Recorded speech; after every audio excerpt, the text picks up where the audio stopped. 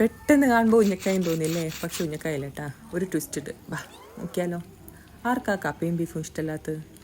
നമ്മൾ മലയാളികൾക്ക് പാൽക്കപ്പയും ബീഫും കപ്പ ബിരിയാണിയും എല്ലാം ഒരു വികാരം തന്നെയാണ്.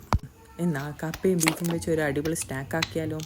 ആദ്യം കപ്പ എടുത്ത് അതിൻ്റെ തൊലിയെല്ലാം കളഞ്ഞ് മുറിച്ച് അതിൻ്റെ ഉള്ളിലെ നാരെല്ലാം എടുത്തു മാറ്റി കപ്പയും ഉപ്പും വെള്ളവും ചേർത്ത് വേവിച്ചെടുക്കണം.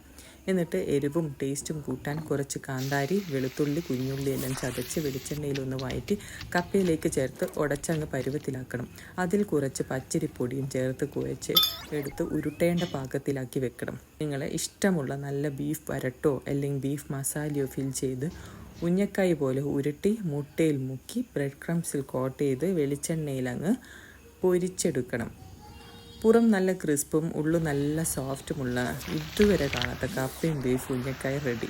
ഇനി കപ്പയും ബീഫും ഇഷ്ടപ്പെടുന്ന എല്ലാവരും ഒന്ന് ട്രൈ ചെയ്ത് നോക്കും.